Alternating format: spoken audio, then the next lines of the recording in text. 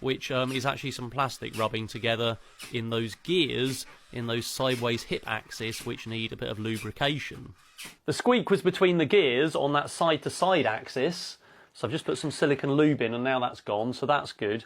What we're finding though is it's still shuffling quite a bit, and that's because we're only using dynamic leg timing to try and get it to the angle it should, and just basically making it take longer if it goes away from an angle and there's not really any proper controller in there. So what I'm going to do now is try and use a PID controller to actually make it go to the angle I want based on the measured angle from the inertial measurement unit. So it should actually hit that angle, whether it's 10 or 15 degrees each side, as I want it to. And obviously if inertia builds up or momentum builds up and it doesn't get there or it overshoots, then the PID controller should control these two new joints and that should try and make it match the correct angle. So now we have a demand angle, which is the blue line on the graph on the top left, and the red angle is the actual inertial measurement unit data, which is where the robot's actually getting to.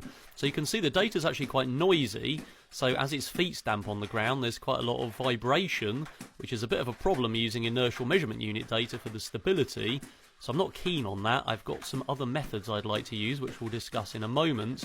But for now that's looking like the best demo basically. Its feet are definitely coming off the ground. Even if there is a little shuffle it corrects because that controller moves the joints to the appropriate angle.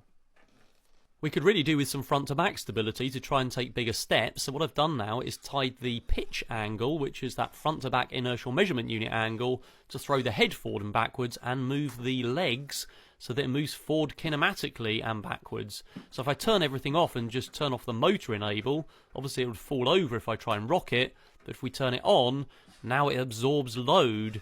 So this is quite a dirty hack really, let's face it, to give it some stability. So if we transpose that over the top of walking, hopefully it gives us some interesting results. One thing I noticed is as it crouches down, then its head moves forward, which means that there's something mechanically wrong. That means those legs are changing angle as it changes height. It feels alive though, really, like a proper kind of like creature if you push it around.